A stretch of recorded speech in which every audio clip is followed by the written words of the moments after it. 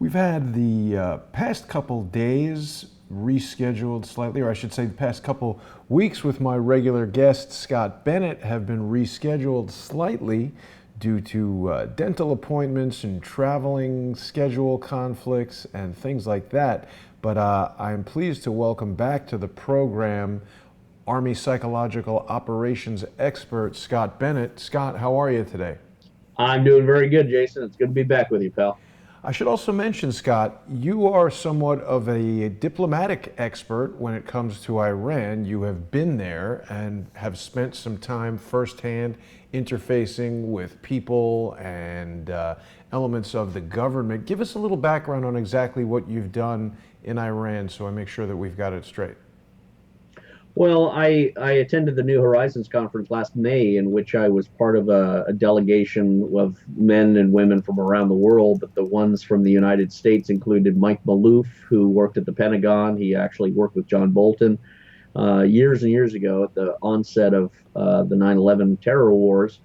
And Phil Giraldi, who was a CIA case officer, and Phil, Mike, and I had been in Tehran on a special trip that was set down after the New Horizons conference, and spoke with some people there, and diplomatic people and other interesting people. And there were also a lot of other folks from the State Department who had been former whistleblowers. No one who had an anti-American ilk of any kind, of course. These were patriots. These were American-loving people. But they were former diplomats, intelligence people, military people, as well as others from Australia, New Zealand, Britain, Ireland, Canada. I can't remember everyone's names off the top of my head. One was the son of a Israeli general he's a famous speaker and author. And there were Christian and Jewish rabbis,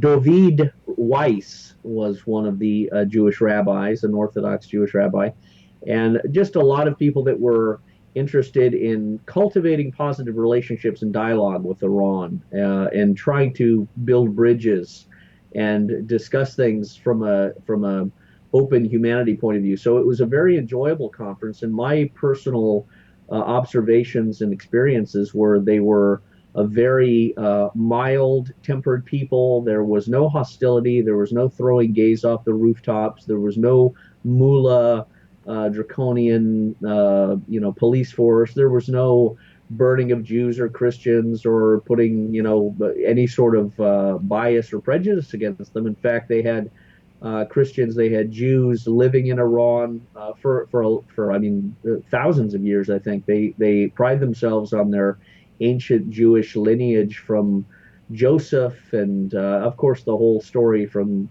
Babylon days and things like that. So they were an entirely different people than had been propagandized, that the American people had experienced. And I think you would have enjoyed it. Of course, Jason, your intellectual, artistic side was also what they recruited, targeted, wanted to bring in to see Iran when they brought in Oliver Stone and had a whole film conference. So I found a people and a culture and a government anxious and hungry for Western connection. We spoke at universities too, and I spoke alongside Laura Booth, who was Tony Blair's sister-in-law. And we spoke with university students. There was never any animosity, disorder, violence. There was no women covered up completely in the hijab either. They had headscarves, of course. Every woman who attended the New Horizons conference, Westerners included, had their heads, covered with a scarf. But they did that, of course, in the 1900s in America as well. So it wasn't an oppressive society. I didn't see anything of an illegal or disorderly fashion. So I walked away with a very positive experience that this was a people and a culture that was not looking to expand its global hegemony, that was not looking to invade and destroy Israel or the United States or any other country. I found it to be a country that would be mild and was looking simply to re-enter on an economic basis the nations of the world. Yeah. And I spoke on that level when I delivered a speech saying Donald Trump has entered office, and it is now wise to embrace him and understand that he recognizes everything Obama did was, in many regards, not necessarily the JCPOA deal, but in many other regards, President Trump finds very, very suspicious, if not detestable. There is quite a lot of rumors, and some of which I think have been very well substantiated, about Obama's uh, shall we say, unorthodox lifestyle and other things, and then of course his leftist political actions, and then never mind Obama and Hillary Clinton's Libya overthrow and Ukraine overthrow and Syria war and all of that turmoil that was a direct contradiction to his World Nobel Peace Prize, of course. Yeah. All of that was very offensive and odious and alarming to President Donald Trump. So I tried to deliver that in a speech to the Iranians saying, why don't you write him a letter as such? And I read a letter that I wrote that they could send saying, Mr. Trump, we acknowledge that you suspect Obama of a lot of these things, and we do too. We are willing to meet with you and discuss the JCPOA. And we're willing to give you the credit for a new one, revising one, as long as it doesn't undermine our people's safety, as long as it doesn't facilitate another attempted coup d'etat that was done in 1953 and was planning on being done in 1979. As long as we can respect each other's sovereignty and boundaries, we have more in common than we have apart. And that's really where we're coming, I think, in a civilization, Jason. We have more in common with Iran and Russia on traditional family values, for example, marriage between a man and a woman. That's a wholly pure core of societal existence, because when you destroy that, you destroy mankind. And that's the root of the diabolical agenda is if you destroy sexuality, if you destroy the harmony between men and women, boys and girls, and the ultimate union and marriage and its lifelong dimensions, if you destroy that, you ultimately destroy society. And we've seen that in America for 50 years. And I personally know it very, very closely, and I've studied it exhaustively when I was at the Heritage Foundation and Health and Human Services. So a lot of my lectures revolved around that, traditional family values and building the bridges. And I had done that when I was in the Bush administration. And they loved that. They loved hearing about that. They loved to hear the sociological correlation between healthy society, healthy politics, healthy law, healthy culture, thriving, flourishing culture and society, and healthy sexuality and families, and how the Well, laws Scott, it certainly protect. looks like a highly organized professional conference on the order of anything that we would see in Dallas or Las Vegas or any major city. This looks like intellectuals coming together for a diplomatic conference. This is not a Al-Qaeda meeting. This is not a Hamas. We're not in a cave here. This is what diplomacy is all about. People getting together and discussing differences and points of common ground, etc. So I think people who would disagree with what you're saying could easily argue that, you know, you might go to North Korea and they'll parade you around some neighborhood that looks nice and try and convince you that everything is great so that you come back to the United States and tell us that. But it's so difficult for people here in the United States or elsewhere, people might be watching us right now, to know what is true. There's been so much rhetoric going around now. There was an article that I just saw about a Saudi paper of some sort that was calling for strikes, surgical strikes on Iran. We know there's been a long-standing rivalry between Saudi Arabia and Iran, and this has got quite a bit to do with Wahhabi Islam, Shia, Sunni, all these different sects. Also has to do, of course, with oil and money and power and influence in the region. So it seems very much like Donald Trump, in certain regards, is being led around by the nose by Saudi Arabia. He is a staunch supporter of Mohammed bin Salman, the 33 or 34-year-old basically de facto ruler of Saudi Arabia. To what extent is the United States being dragged into this war by Saudi Arabia? And then the other thing I think a lot of people are asking is, what about John Bolton? He's a guy who has wanted to create wars and destroy Iran, going way back to the PNAC days, the Project for a New American Century, which had Iran in that list of the 7 countries that Wesley Clark had told us the Pentagon or the Department of Defense or whoever was planning on destroying in 5 years. Iraq was first. Iran is definitely on that list. That list is still being carried out. Yeah. Well, regarding the first question about what to trust, what to know about Iran, I'll put up the videos. Remember, they tore down my first YouTube channel because of our New Zealand analysis. But I'll put up my YouTube video. I know you've got it there, and people can go to that YouTube channel, the New Horizon Conference. But I'll put up on my own channel. I'll send you the link. All of the speeches that people were given, so you can hear their own words and thoughts.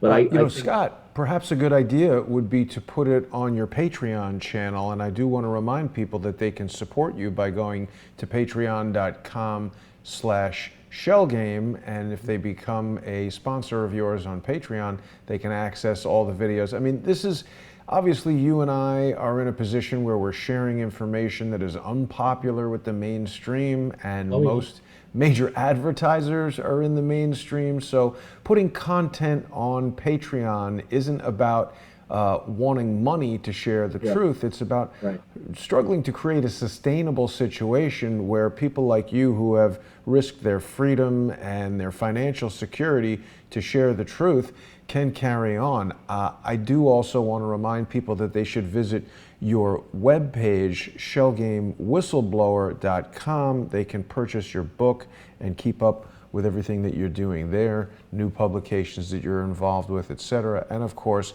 the book Shell Game, in which you unravel all of the connections between our security agencies, the Union Bank of Switzerland, terrorist financing, and all the things that basically got you stuck in jail. So people can go to your Patreon page and see that video pretty soon. But sorry, please carry on and tell us why this New Horizons conference has now been basically shut down and determined to be some kind of subversive thing by the United States.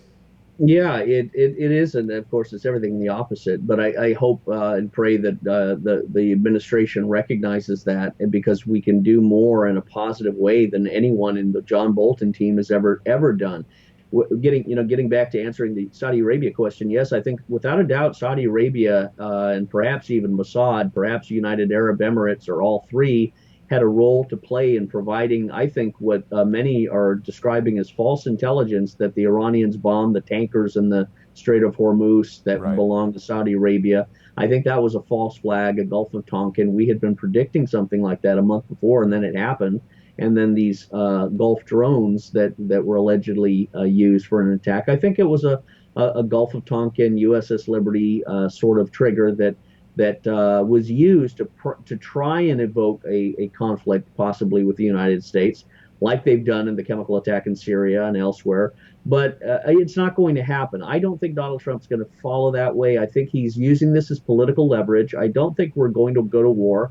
I don't think he's that dumb. I think Tucker Carlson and others have said this would end his presidency, and it could quite possibly, if he entered into a conflict with Iran, it could end Trump's life, because the American people and many others are not going to tolerate something like this when they know it's all for other countries, not for the United States.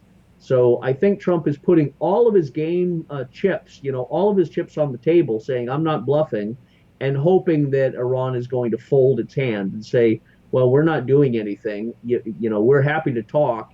And it could be a drawn out, protracted, calculated talk. But Trump, I think, is trying to get close to the talking point with Iran, as he did with North Korea. He said, I hope they'll call me. And I've said the same thing.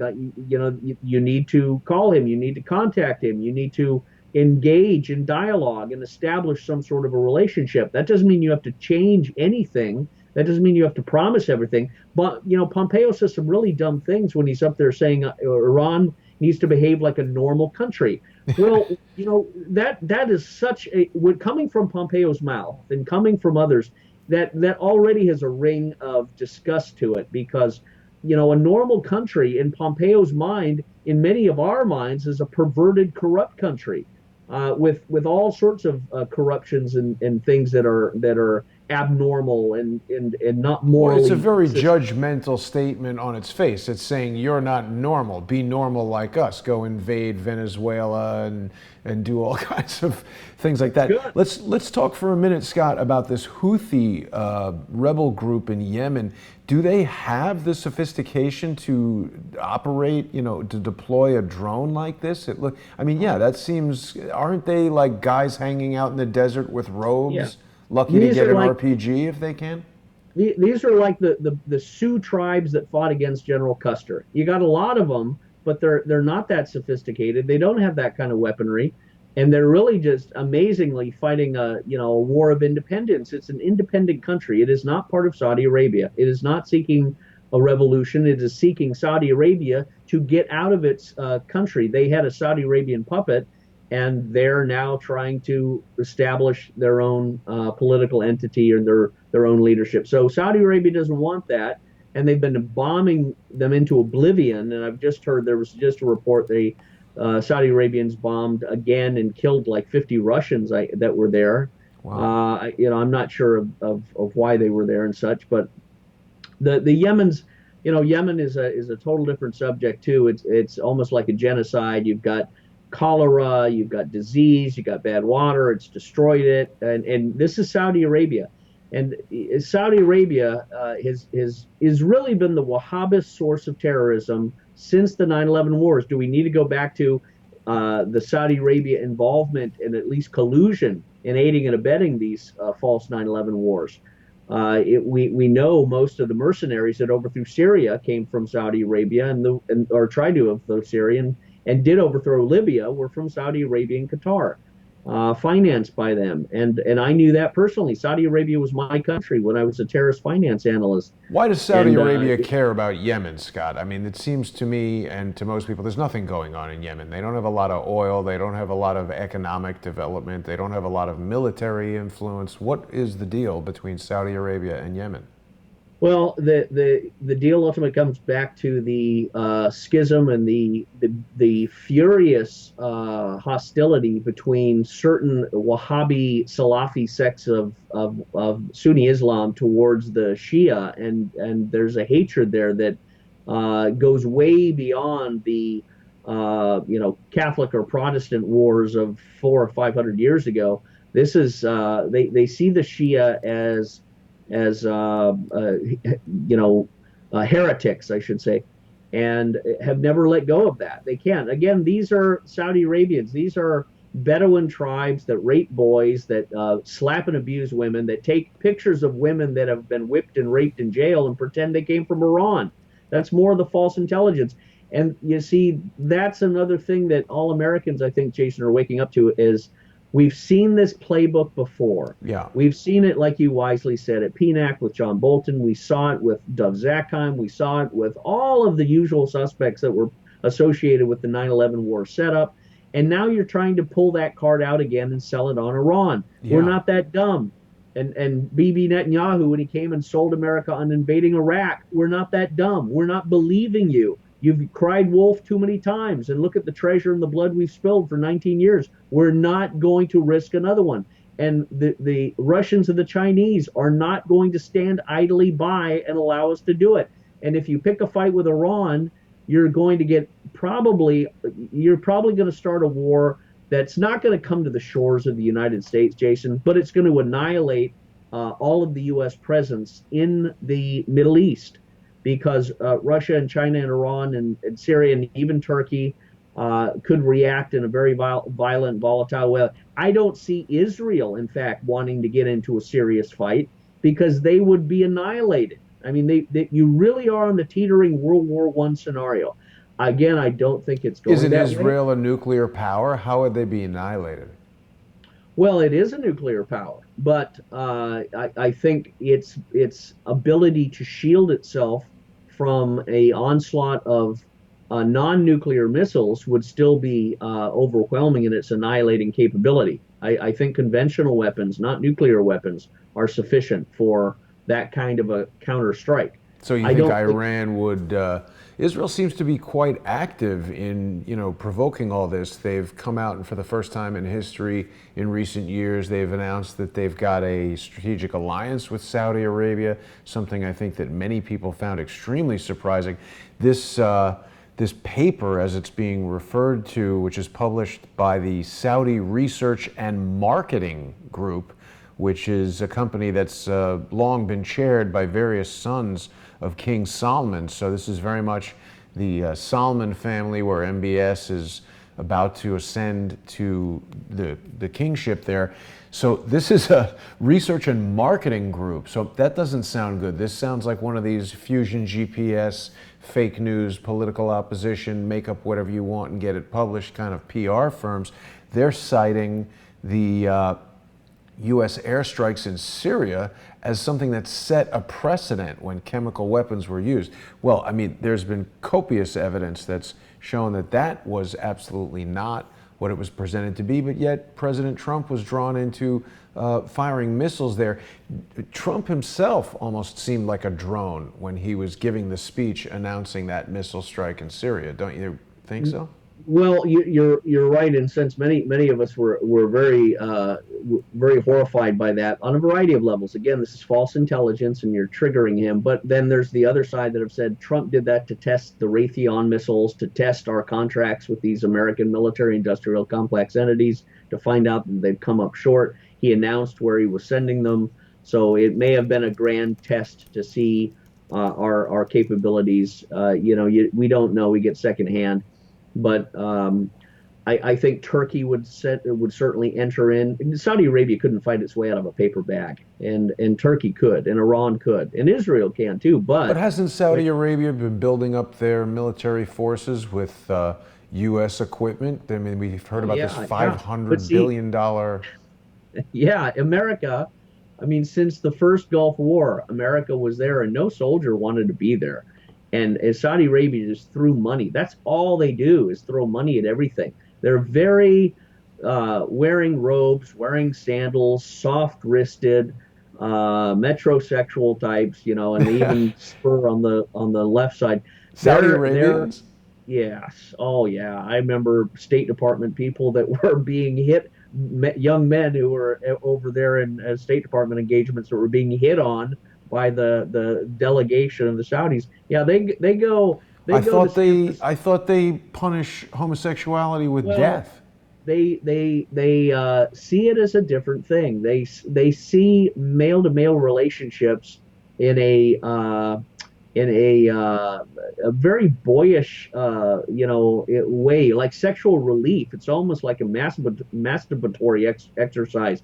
They don't see it like a lifelong gay parade, living together, things that they do in the West, in America, gay people living together. They don't do that. They don't tolerate that. But their recreational exercises in sexual gratification, that's a different cultural thing. Sounds very similar to their attitude towards alcohol and drugs. It's officially very disallowed, but behind closed doors, it's sort of a known open secret that people are doing it. Yeah, it's exactly right. We went through the whole training regimen of there are all those proclivities, and it's a very schizophrenic dimension. We look at it differently, and I've talked about it before. They have Man Love Thursday in that area. Allah looks away from your sins on Thursday, and all of the Iraqi, U.S. And Afghanistan, but specifically in Iraq. It's like no meat on Lent or something like that. Scott, one of our commenters is saying, LOL, Israel wants to attack Iran. Iran has death to Israel marches every year. Now, I want to go back to a comment you made earlier where you were there and you didn't see any of that death to Israel stuff. But wasn't Mahmoud Ahmadinejad, who was the president just a few years ago, he was staunchly devoted to the destruction of Israel. So, I mean, again, isn't it a matter of the ruling parties or whoever's in charge? The Jews that were in Iran and the Jews such as David Weiss, who came over, were anti-Zionist political Israel because they say it ran contrary to Jewishness. It ran contrary to their Hebrew instruction. and their Hebrew religious teaching, and establishing political Israel and Zionism is not consistent with Hebrew doctrine. That was the Orthodox Jewish position. And I think a lot of the same political sentiments exist in Iran, is that they've established a political Israel at the behest of Zionist elements in Britain and America back in the late 1800s, 1900s, and established this in 1948 without any consideration for the people, indigenous people that were living there. And they've based it on thousands of years ago biblical historical ownership of the land. And there's been nothing but civil war and strife since. So when they raise these issues of conflict and all these sloganeering, I think it's rooted in that. It's a very difficult thing. It can be rectified. It can be peacefully stabilized. I think Trump has tried to do that by his recognition of the embassy in one part of Jerusalem, and now he's trying to sell that to the Palestinians. But they're very upset that he did that on that one side. And he's passing over the Golan Heights to Israel. That's another thing. I mean, that seems like a blatant grab at the oil, right? I mean, this genie energy. Yeah. So well, do we have any confidence that Donald Trump will not fall in line with what the neocons want and what John Bolton... I don't think so. Listen, I see exactly what I warned of, and I felt and I knew was going to begin to happen. These overtures of war and conflict and schisms is a direct action of hypocrisy, because everybody voted for Donald Trump to do the opposite. And now that he's given the impression that he's doing these things, Tulsi Gabbard has been consistently saying, I'm against this, I'm against the war with Iran, I'm against with Venezuela, I'm against all these interventions, I'm against John Bolton. The mass majority of people voted for Trump because they agreed with that. And that's why all the other Democrats, I think, will fall away, and she could rise up. Now, Trump needs to get back on those slogan points and say to the populist American people, you voted for me to end these Middle East wars. I am, but I'm doing it through peace, through strength.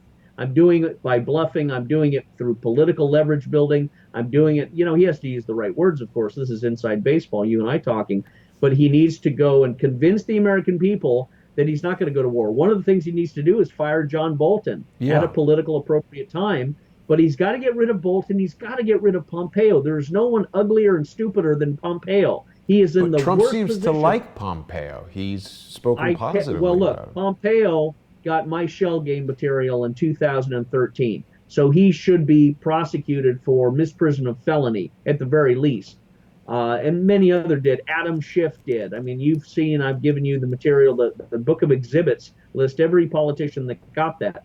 And Pompeo is a worthless fool. He went over to Europe trying to get all of this grandstanding against Iran, and everybody turned him down. Everybody laughed him out. Putin, he met with Putin and Lavrov made him look like a clumsy oaf, and Lavrov was saying very, very truthful things when he said, look, we had nothing to do with this whole Russian collusion hoax and this coup d'etat. We hope we can return to the table and act like grown-ups. Yeah. But we disagree with the Venezuelan issue. Venezuela has nothing to do with democracy.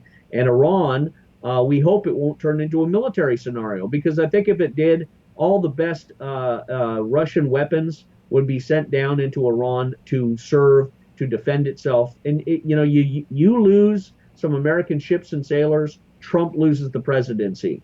Tucker had that general on, I can't remember his name, the other day, and he was exactly right. He said, I can't see how this wins Trump. This will lose him the election if he persists. It will pressure the Iranian people to bond closer with the Iranian government. They will not adopt Pompeo's list of 12 things to do, and it will further isolate America from the world stage.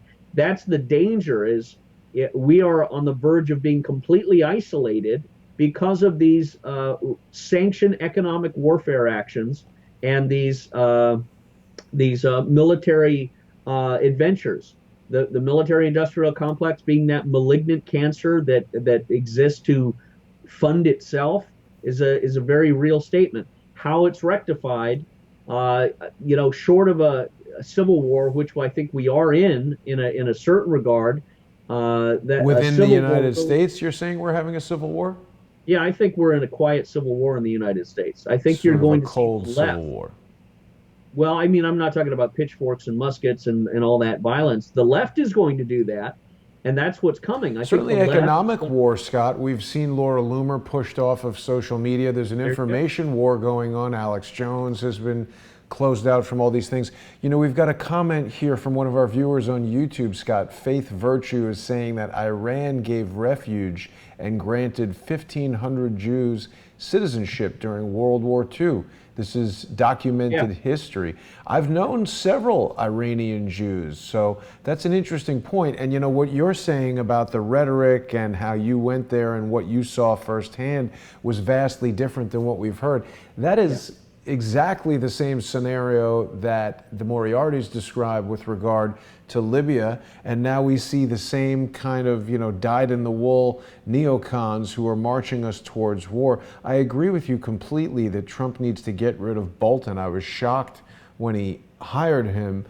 Ben Armbruster in today's Guardian is saying that John Bolton, well, he's asking if John Bolton is the most dangerous man in the world. I've spoken to numerous people who have had firsthand interactions with John Bolton. He seems at best a terribly irresponsible guy, and at worst an evil psychopath Yeah. who is hell-bent on, you know, where is his motivation coming from? Who pays this guy? Has he worked for Booz Allen Hamilton or Northrop Grumman or any of these companies? I mean, he's not running for president.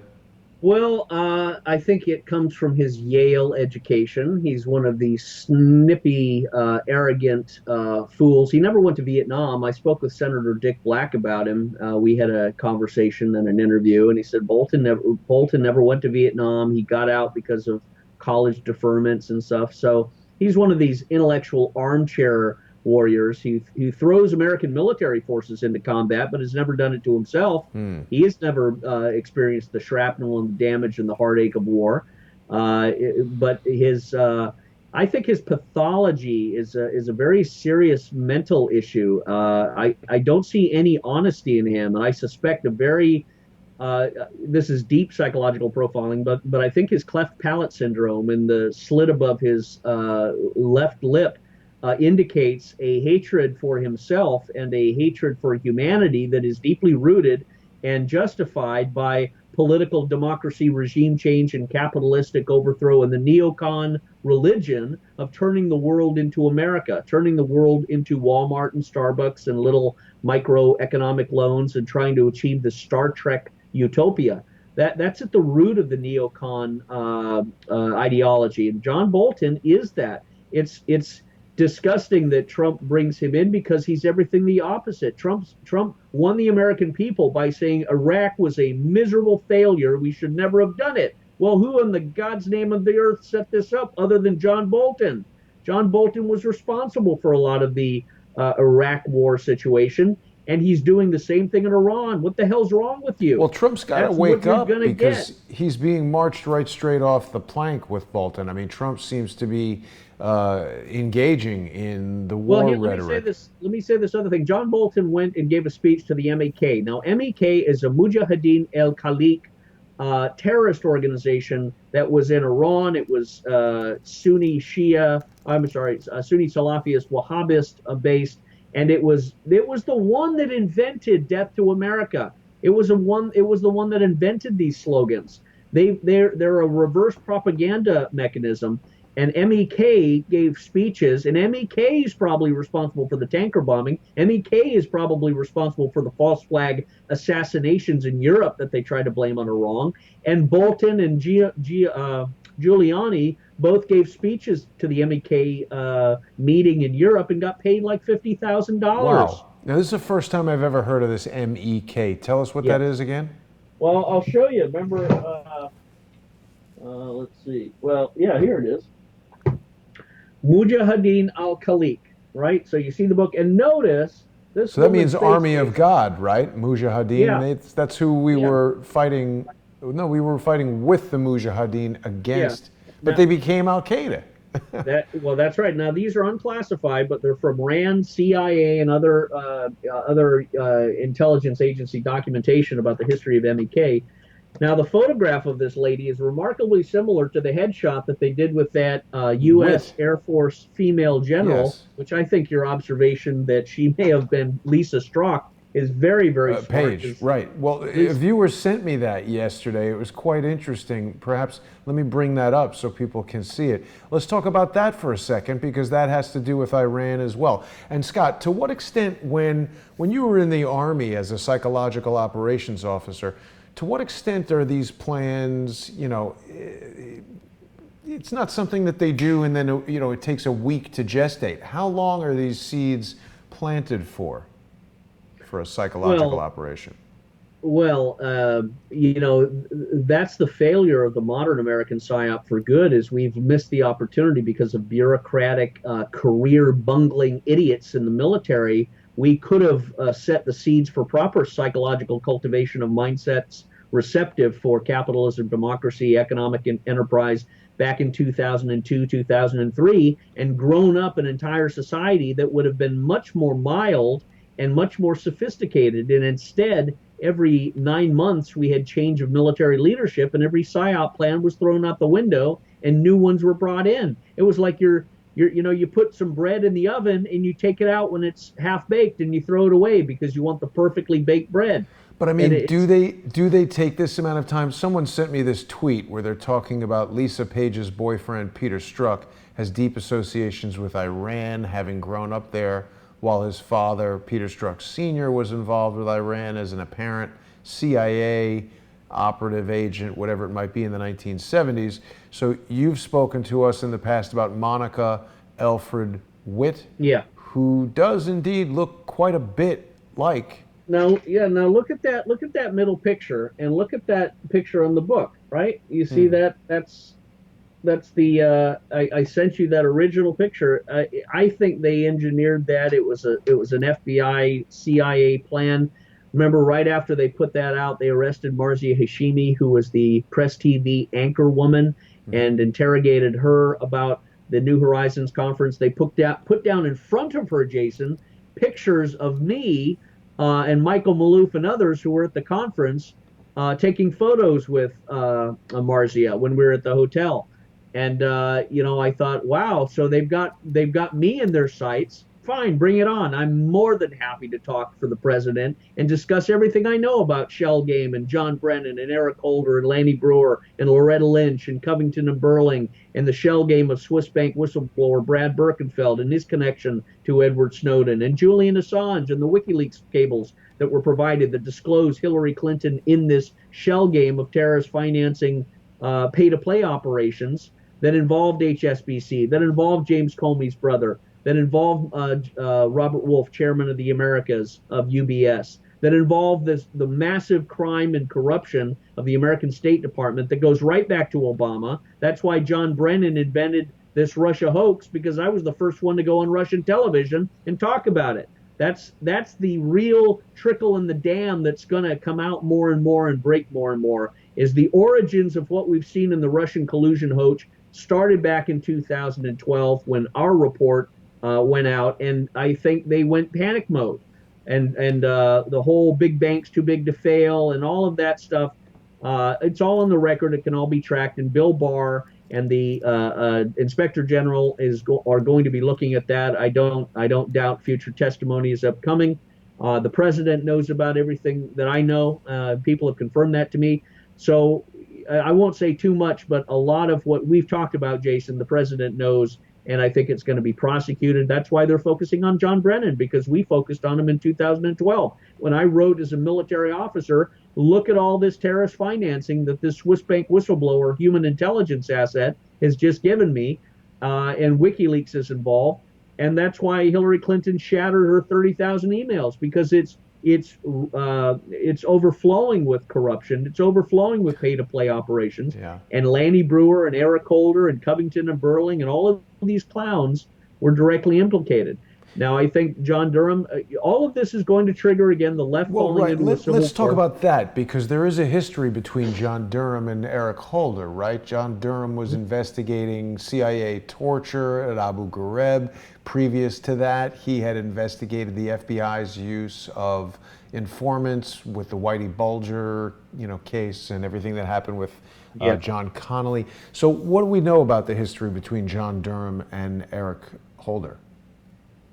Well, I don't know. I haven't researched his professional tangents and their interconnection through early life and career. That's certainly something to behold. He is being lifted up as the pit bull to go after specific government agent corruption, and we know there's going to be prosecutions, I think, of these agents for things that the Inspector General report has released. They are actionable legally because you've got things such as taking bribes from the media, FBI agents taking bribes, going to sporting events. Yeah. You've got Lisa Page and Peter Strzok trying to spy on the internal White House by getting the chief of staff's wife of the vice president. The vice president, Mike Pence, his chief of staff was married to a gal that Lisa Page and Peter Strzok were trying to target to exploit in inside information and secret listening in on. That is spying. That's an invasion of the president, the administration, by an Obama FBI and Department of Justice that were fanatically anti-Trump and displayed that in their tweets. So that's probably going to be prosecuted. John Brennan and his role in the Christopher Steele CIA collusion with the FBI and using the instruments of government, the FISA court process, to justify an entire investigation, even though they say, well, everything was done by the book. Yeah, you knew the book. That's why you did it that way. But it was still morally corrupt. It was still fruit of the poisonous tree. And Manafort and all of these people have been prosecuted based on fruit of the poisonous tree, which legally, you know, Jason, everything has to be thrown out. If you go into someone's house without a search warrant, whatever you find there is inadmissible in court. And everything they threw against Manafort was devolved from this original false FISA court and false investigation and Christopher Steele propaganda. And then you've got the DNC gal going over to Ukraine. Now you've got Biden. I think he'll be thrown out pretty soon because of his corruption to hide his son Hunter Biden's role in the Ukrainian energy sector.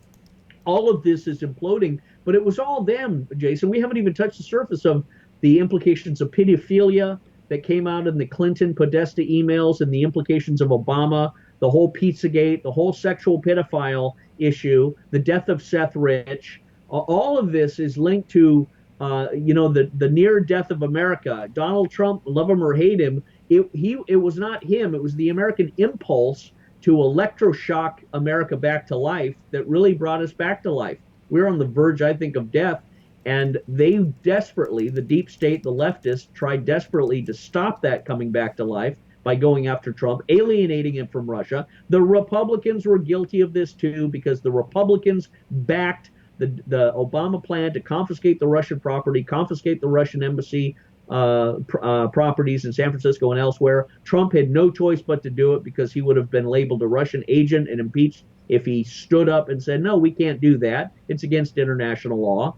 Lindsey Graham and all these other fanatics were screaming, Russia is bad and blah, blah, blah.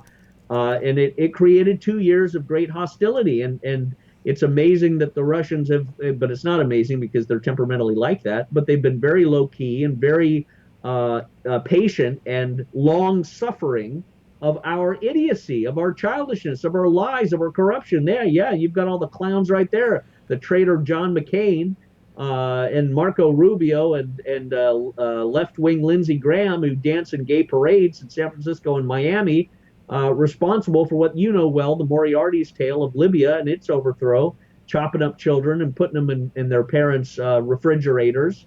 That's certainly American. That's what we did to Libya. And that's well, this is why I wanted to bring this image up, because I don't know if there's anybody in Congress at all more than Lindsey Graham who seems to be playing desperately both sides of the fence. And yes.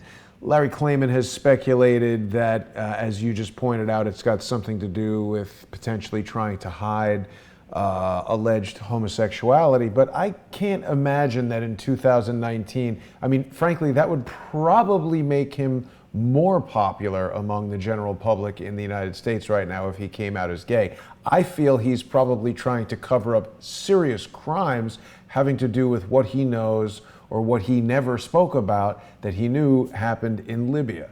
And some of his, staunchest allies, namely John McCain, are no longer around to protect him, so he seems to be frantically trying to cover his ass, if you know what I mean.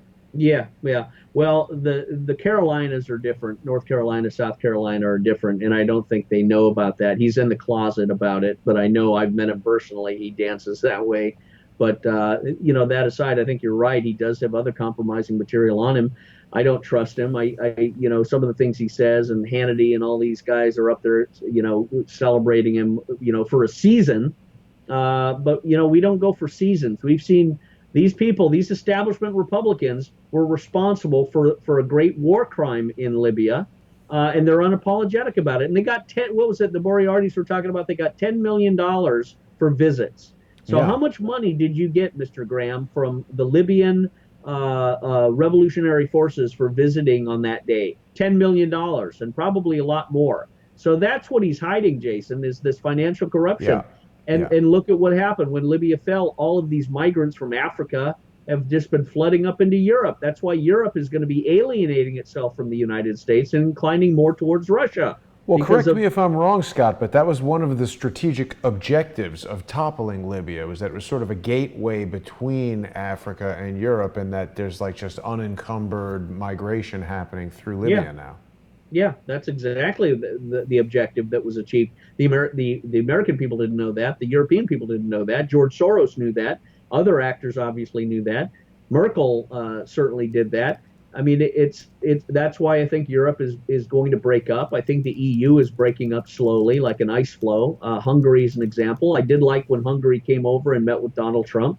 Hungary that is not going to abide by this self suicidal policy of unrestrained migrant influx and again, people who have no education, no English skills, smoke and just parasitically exist off the society and send money home to their mud huts and wherever they live in Africa or the Middle East. Well, and That's not what European welfare states do. countries like Sweden, we're seeing the culture clash result in huge increases in crime, sexual assault, rape. It's been a very serious problem. Yeah, and Trump has recognized that. He said, "Look at poor Sweden. Look at poor Sweden." And just So when he he's said he's that, they mocked him for saying that, and he was accurate. Yeah, he was accurate. That's why I think he's the best hope we have to keep in the game. I mean, you don't vote for a president based on his fulfillment of everything that you want. You base it on 50% plus one.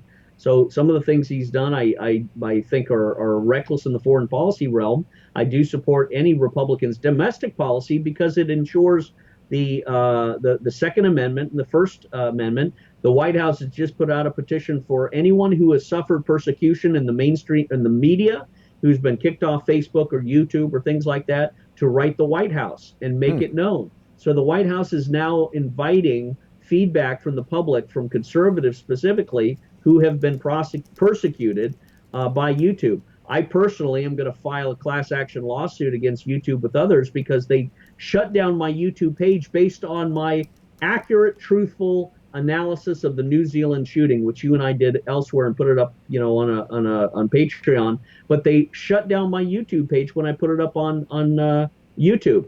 And I'm saying that's aiding and abetting a crime. You've aided and abetted a crime, and that's why you shut it down. And the crime was the false flag shooting of the New Zealand mosque issue that was not done with real guns, and people were not hit by Well, the bullets. video, let's be clear. The video. You and I did a very comprehensive evaluation that people can see by going to patreon.com/shellgame or patreon.com/crowdsource the truth. And what you and I determined was that video was a piece of false evidence, and that the perpetrator in the video was utilizing blanks because there are very clear photographs of people being shot right in the head and things like their caps going flying off, but yet no blood, no bullet hole in the wall. Now, there's no video of the secondary mosque shooting, so the other thing that you and I had proposed was that perhaps in incidents like this, there's a supplemental exercise intended to create a piece of false evidence to put it out into the now pretty well developed world of social media news, alternative information, alternative viewpoints from people like yourself and I. They put this type of false information out there to trap us and to sort of get us all sort of caught up in talking about things that can later be proven to be untrue. You brought up Seth Rich. I'm still waiting to see a death certificate, an autopsy report. get some kind of explanation as to why the police did not properly investigate the alleged murder. What happened to his laptop? The Washington, D.C. Metro PD says the FBI has it. The FBI says the D.C. police have it. Why would the FBI be involved in a local murder over robbery of somebody who is a low-level, not even federal employee? He's an employee of a private group, the DNC. So much about that Seth Rich murder makes no sense. There's been another social media influencer just the other day, an actor named Isaac Cappy, who has allegedly committed suicide, and there's a lot of speculation as to, was he pushed? Did he jump? Is there any question about whether this happened at all? It just seems like these figures pop up that gain a lot of attention in the world of social media.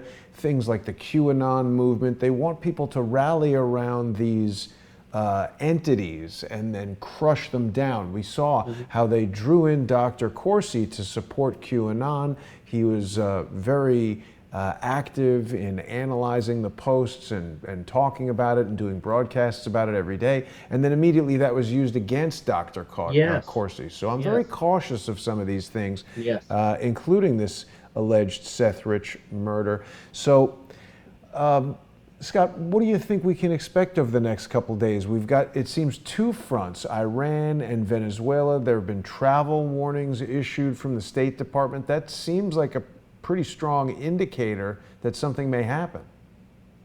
Well, that's the danger, is having the forces in that close of proximity. Something could easily happen, and that's why it's good to not have the forces in that close proximity. We've got overwhelming forces in Qatar. That's where U.S. Central Command is, so you don't need boats floating around where they can accidentally run into mines, or some underwater diver demolition team from Saudi Arabia, United Arab Emirates, or Israel slip underneath and bomb it. And then Trump is in a forced position of reaction.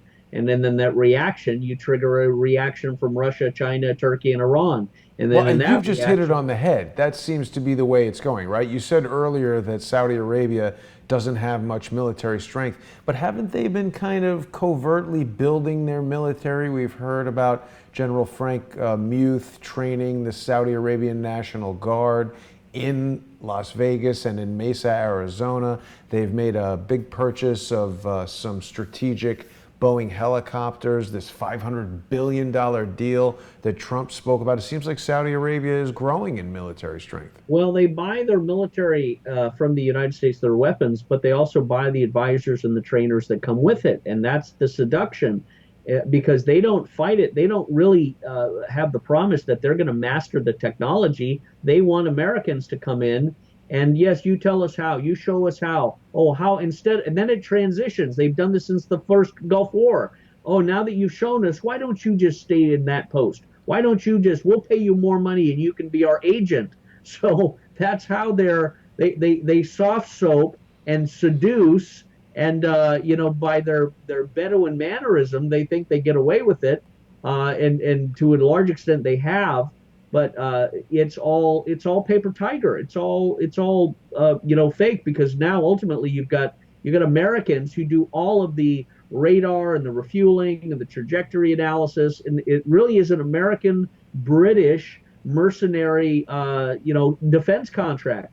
But that's all fun and games on paper, and war gaming and war training, and we're preparing, and everybody gets excited about the Star Spangled Banner. But then when you actually hit the beach, when you actually go do a fight with Iran, you're losing guys, you're losing ships, you're losing planes, you're losing a lot. And suddenly the American public get hit in the stomach and vomit out everything that Trump developed in a domestic positive light, and say, to hell with you. I'm voting for Tulsi Gabbard because she's saying, to hell with war. I'm pulling us out. I don't care what the cost. That's the danger, because if she says that first, and Trump doesn't show that he's living like that, she'll win. If Trump says it first and lives like that, he'll win, because Tulsi Gabbard can't beat Trump when it comes to the overall presidential policies and the success of the economy and things like that. But on foreign policy, this is a very great risk and a gamble for Trump, because it can have enormous blowback. So he's got to fire these people. He's got to get new people. He's got to allow alternative democracy, alternative diplomacy to exist by allowing us to return to the New Horizons Conference and continue this mission. It's in his favor. Um, and he needs to really focus again on America first. And he needs to be prepared for the left, its backlashes.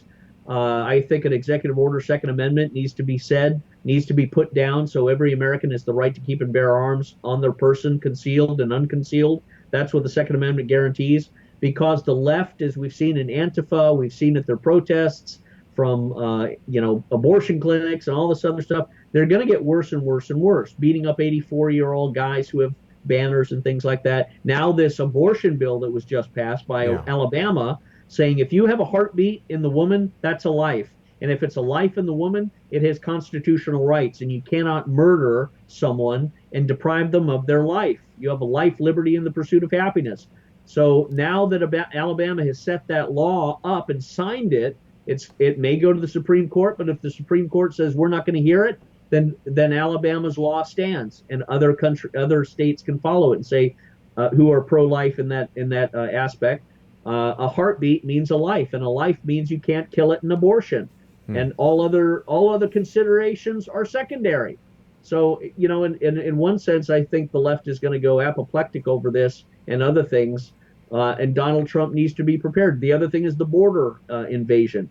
No one wants to see hordes of walking zombies crossing across the southern border. They also don't want to see crying children left alone in the desert. But at the same time, Americans need to be down defending and policing and securing their border, securing their own country from southern invasion. And I think that's a winning issue for Trump. The Democrats are isolating themselves. They look so angry. They look so old. There's nothing positive in anything that they're portraying, except there have been a couple blips of life when they passed this 15% or it's been promoted 15% cap on credit card debt, credit card interest rates. That is a positive thing. Tucker identified that. All Americans agree. All Americans hate the fact that credit cards have the audacity to charge like 17, 21 and up percent on debt. That shouldn't be allowed, and the Americans are saying that. Regardless of the economic theory, it becomes a moral issue. They don't like the immorality of charging people above 50%, 15%. So Ocasio-Cortez and the socialist side, hit some pay dirt on some right issues. Well, back quickly on the Iran thing in our last couple of moments, I hope you're correct that Trump will do those things, Scott, but my fear is that he doesn't seem to be. He seems to be marching to the beat of the neocon drums. There was an article yesterday in the LA Times. I mean, this is all vague language, citing threats. U.S. builds a case and military force for confronting Iran. There were a number of other articles talking about allies of the U.S. withdrawing from Iraq and surrounding areas. There was a Spanish frigate that was pulled out of the Persian Gulf over there. So it seems like military forces in the area are on alert and very concerned that some sort of action could be imminent. And I agree with what you're saying, that it doesn't seem to be remotely in the best interests of the people of the United States to get involved in another protracted war in the Middle East. I want to remind people that they can visit Scott's webpage by going to shellgamewhistleblower.com. You can financially support Scott there, and it's important that whistleblowers and people from within the armed forces and the clandestine services who come forward and share this information about corruption, wrongdoing, criminality within these organizations. These are our most valuable people in these organizations, because without them, without people like Scott Bennett, they'd be running absolutely rampant and taking advantage of their positions of power in a way that represents significant danger to the security of the United States. So, Scott, I thank you once again for everything that you've done in revealing all the things that you have in Shell Game. People can also see Scott on patreon.com/shellgame, and you can see that video that Scott and I did analyzing the live streamed video from the Christchurch, New Zealand shooting. That video, of course, also available on patreon.com/crowdsourcethetruth and subscribestar.com/crowdsourcethetruth. Scott, it's been another great conversation. I want to thank you for joining me again. Anything you want to say in the last couple moments? I just say that the information just came to me yesterday that the student in San Diego, California, that allegedly rushed a shooter into school and was killed, he was actually a transgender woman trying to be a girl trying to be a guy. So this hit me instantly that this is another Jussie Smollett sort of dimension. I think that's a psyop. Once you hear that sort of stuff, it's a transgender issue, and suddenly you see there's other things at play. So that's very suspicious. I'd also say people can look at the Epoch Times, and they have a very good series, Jason, called Declassified, in which they begin to really analyze a lot of the dots connecting the Russia hoax people and stuff. Declassified, I think, does a very good job discussing a lot of this. They even mention Birkenfeld. They don't get the full hot dog of the whole Birkenfeld story, but they've done a better job than most others. Epoch Times is a very conservative group, and I've met them personally, and I think they're doing a good job. I think they're going to be replacing Fox News in the next few years, and I think we'll be working together on a lot of stuff. You, me, them, and many others in the alternative media. Interesting. Well, people keep an eye on that, and certainly we'll see how things develop with this John Durham investigation. A lot of people feel that we are on the precipice of some unprecedented revelations. So, Scott, we'll be back next week to talk about how things develop. I want to thank you for joining me again. I want to thank everybody for watching. Don't forget, tonight at 7 p.m. Eastern, we've got another episode of the Intelligence Assessment with Kevin Shipp. So please get on to patreon.com/crowdsourcethetruth and subscribestar.com/crowdsourcethetruth. I'll see everybody later today. Thanks for watching.